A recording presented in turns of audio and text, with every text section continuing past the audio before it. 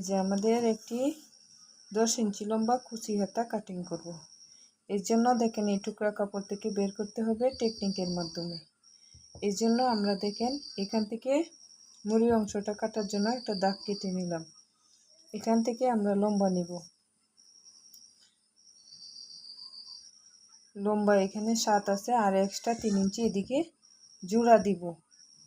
আর উপরের টুকু রাখছি আমরা কুচিটার জন্য, যেন হাতাটা ফুলে, এই জন্য এক্সট্রা আরও 2 ইঞ্চি নিতে হবে।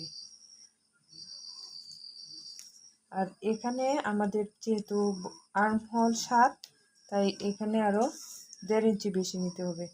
7 আর হলো 8.5 পর্যন্ত নিতে হবে আমাদের পানা হাতের চৌড়া। এই যে 8.5 পর্যন্ত নিলাম। এখন আমাদের শেপ কাট অনুসারে শেপ হলো 3.5 ইঞ্চি। যে 3.5 একটা মার্জিন করলাম, এবার এটা যোগ করব। দেখেন এটা যোগ করাতে কি হলো, আমাদের এই কাটা কোনা অংশটা কাটাত পড়ে যাবে। এখন কি করতে হবে, এই যে উপরের অংশটা নিয়ে আমরা রানিং একটা মার্জিন কাটবো, যেন হাতাটা কুচি হয় সুন্দর করে।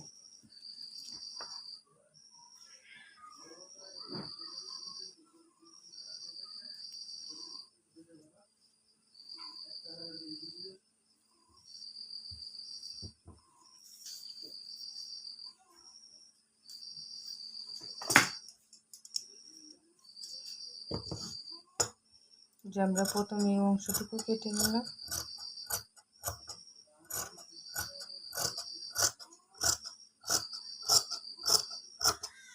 যে বাড়তি অংশটুকু কেটে টুকরা করে নিলাম। এবার আমরা এখান থেকে রাউন্ড শেপ করে ড্রয়িং অনুসারে কেটে নিতেছি।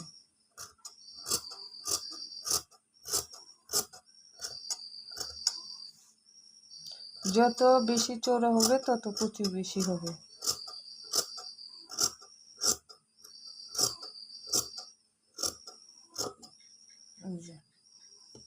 দেখেন হাতাটা, এখন আমাদের এই পাশটা কেটে নিই। এই যে আমরা বাড়তি অংশটুকু অসমান বা মুড়ি অংশগুলো কেটে ফেলে দিলাম, বা পায়ের বলতে পারেন, যে যাই বলেন। এই মাঝখানে আমরা একটা টুকেন দিয়ে দিব, যেন মাঝখানটা আমাদের চিহ্ন থাকে। এবার আমার এক্সট্রা আরও কত ইঞ্চি, 3 ইঞ্চি নিতে হবে।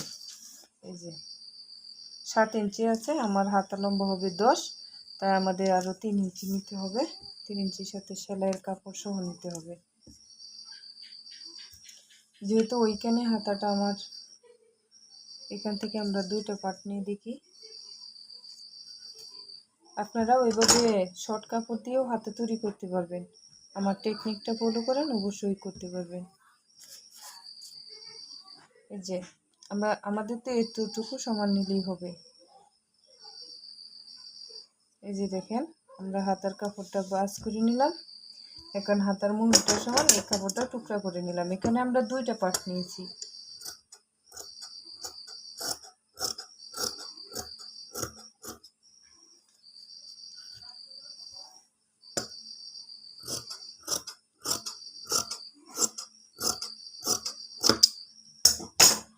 এই যে এবার আমরা 10 ইঞ্চি সমান লম্বা করে নিব।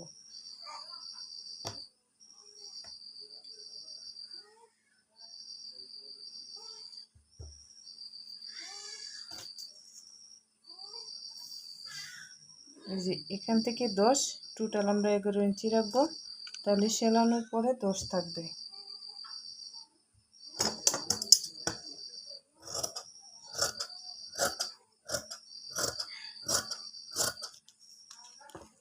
আমি ফিতা ধরে কেটে নিলাম, আপনারা প্রয়োজনে মার্জিন করে নেবেন।